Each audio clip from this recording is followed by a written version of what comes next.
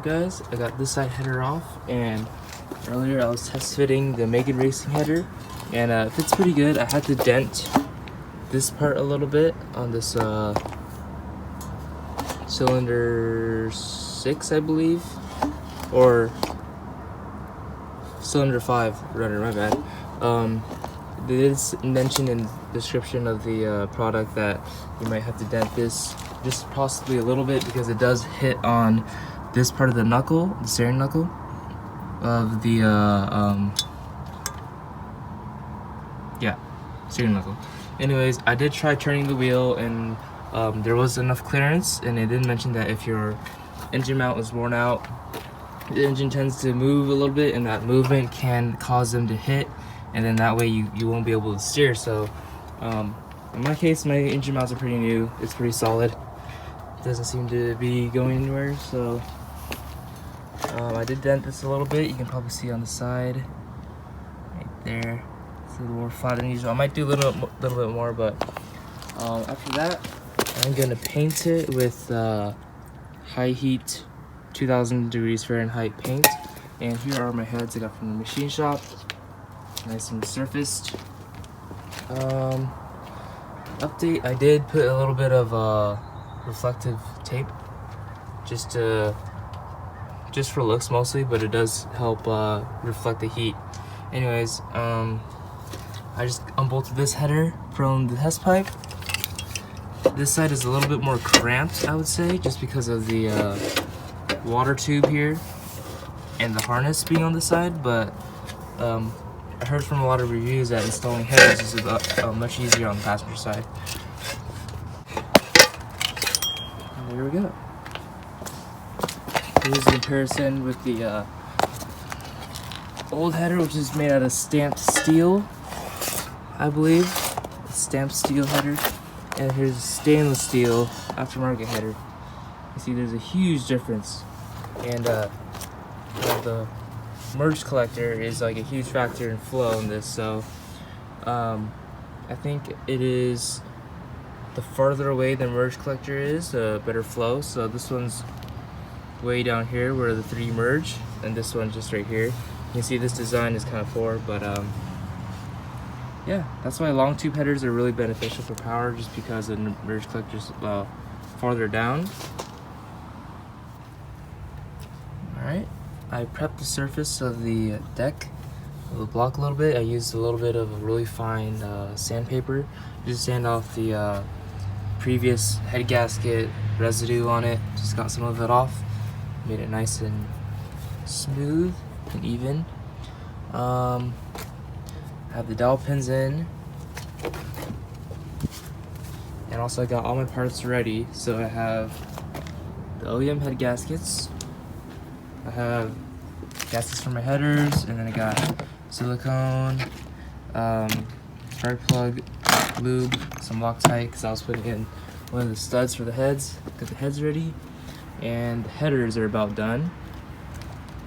They're not perfect, but the paint job is, since it's not going to be visible in engine bay anyways, it's not really a huge deal as long as they're covered and serve the purpose. Got my new spark plugs, thanks to Anthony for Christmas, and I think I'm ready to put this stuff all together. Alright, for the driver's side, I'm going to have the header already bolted on. I put some Loctite on the nuts as well, and it'll be easy on this side just to get around the steering column. And I already have the head gasket here, everything's clean and prepped, and yeah.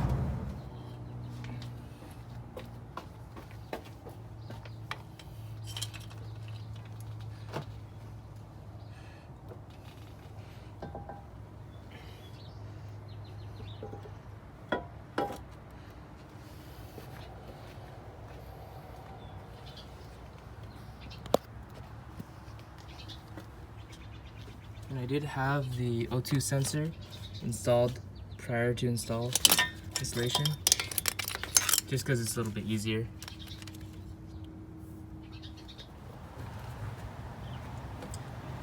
Alright, I have both heads installed. It was kind of tricky getting this header bolted in, but headers are bolted in.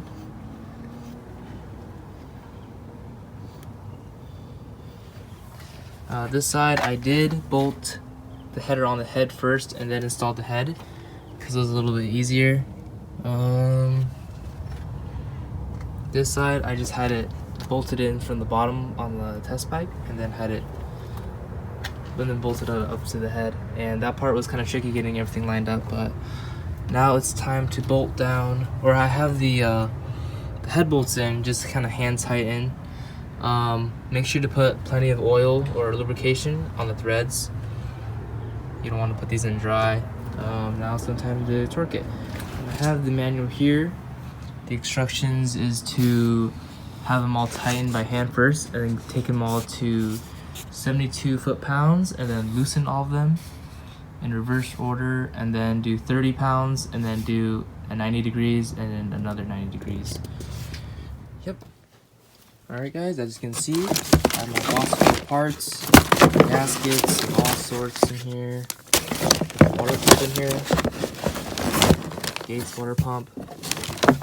Here's my plenum. So it's kind of dark in here.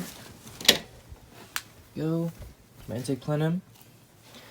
My timing cover. In this box I have the valve spring buckets, or the shims, or what you want to call them. Make sure when you disassemble the head to label and have them in correct order. So this would be the front of the engine, and this would be for the left head, right, or for if this is the other way around, you're in right and then left. Anyways, be careful not to mess this order up. And in this box, I did put my cams in here. They're all labeled and separately. And I have all of these individually packaged. I'm using my sensor right here. And each cam cap and bolts. And yeah, right now I'm going to put in the cams.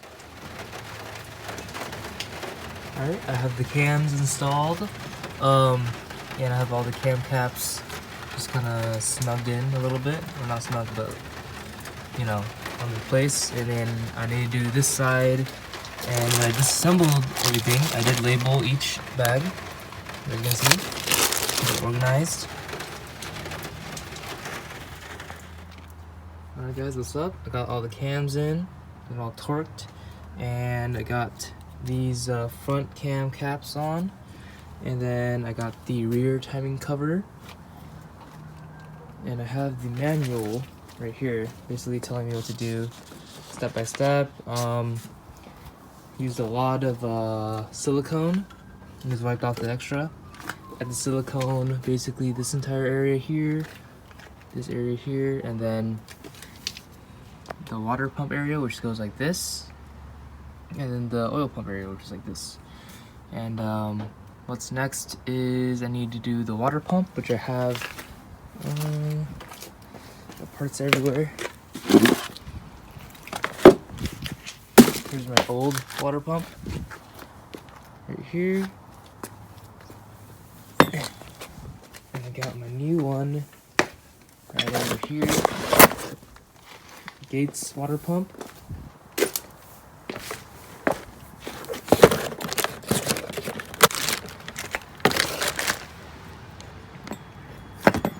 Now there is 2 O-rings on these. There's a farther one and then the inner one. And they are different sizes, so keep out for that, watch out for that. Yeah, they appear to be identical.